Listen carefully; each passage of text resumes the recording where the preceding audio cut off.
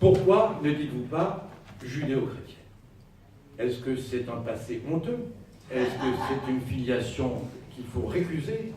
Est-ce que vous faites vraiment naître notre identité européenne à la secte dissidente qu'est le christianisme? Ou bien vous pensez comme beaucoup que si nous avons une histoire et si nous avons une lignée, nous sommes d'abord des juifs?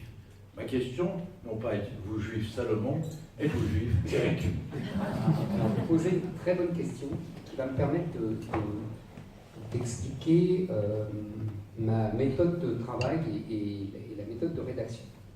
D'abord, avant tout, parce qu'il parle tellement longtemps qu'après, évidemment, on oublie l'essentiel. D'abord, je voulais vous remercier d'être ici, de me recevoir ici aussi chaleureusement. Je remercie Colette qui ne se décourage jamais de m'inviter, malgré tout, les menaces, les dates qui ne conviennent pas, les ribambelles de policiers qui m'attendent à la gare pour me protéger. Donc vraiment merci. Donc je reviens à la question qui est une très bonne question pour une double raison. D'abord sur le fond et sur la forme. Je commence par la forme pour aller vite. Et parce que vous allez comprendre, et Marc va comprendre comment je travaille. Je crois que les mots sont des armes.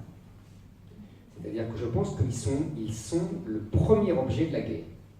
Et je pense que nous vivons, comme toujours, toutes les époques, une guerre des idées, des idéologies, que c'est une guerre permanente. Et c'est une guerre qui tue.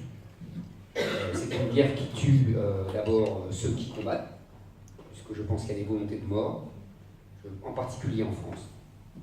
Nous ne sommes jamais sortis, et peut-être qu'on y reviendra sur ce XVIIIe siècle, sur Voltaire, etc., et sur la Révolution française.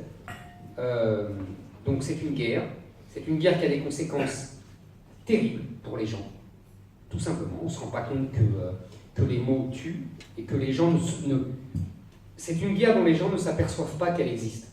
C'est le pire. C'est-à-dire que quand vous discutez avec les gens, et que c'est mon cas, vous leur expliquez que nous vivons une guerre idéologique, ils vous rient au nez. Ils vous disent, mais enfin, mais vraiment, vous êtes naïfs, c'est vraiment idiot, enfin, les gens ne sont pas comme ça, etc. Et il faut les convaincre. Donc les mots sont des armes. Depuis 40 ans, pour parler de la civilisation occidentale, pour parler de la civilisation française, on vous dit, c'est une civilisation judéo-chrétienne. Pourquoi on dit ça? On ne disait pas ça avant. On dit ça à cause de la Seconde Guerre mondiale et de l'extermination des Juifs. Avant, on ne parlait pas. On disait civilisation chrétienne. Quand Paul Valéry, vous savez sa fameuse phrase, je dis que tout c'est européen, tout ce qu'il y a, la religion chrétienne, la loi romaine et la règle grecque, oui, il ne dit pas juif. Pourquoi? Il sait très bien que le Nouveau Testament englobe l'Ancien Testament. Il sait très bien que le christianisme, contrairement à l'islam, reconnaît aux juifs le statut de peuple élu. Il sait très bien que ensuite le christianisme estime que l'erreur des juifs, c'est de ne pas avoir reconnu la nouvelle de l'avènement de la nouvelle alliance, etc., etc. Toute cette histoire est connue, et par Paul Valéry, et par beaucoup de gens. Donc à l'époque, pourquoi on ne dit pas judéo-chrétien? Pour cette raison-là. Et pourquoi je n'emploie pas ça? Je vais vous dire pourquoi. Parce que dans l'adoration de l'autre, que vous avez très bien décrit tout à l'heure, et sans ironie aucune, vous avez très bien dit notre état de haine de soi qui nous pousse à aimer l'autre jusqu'à la haine de soi. Qu'est-ce qu'on dit? On ne veut plus reconnaître que notre civilisation est chrétienne.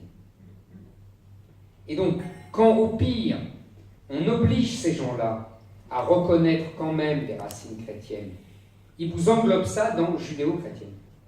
Donc moi, je fais exprès, plus moi je peux me permettre, je fais exprès de dire non. C'est une civilisation chrétienne. Je sais que dans le chrétien, il y a évidemment l'héritage juif. Je veux dire, quand Bosso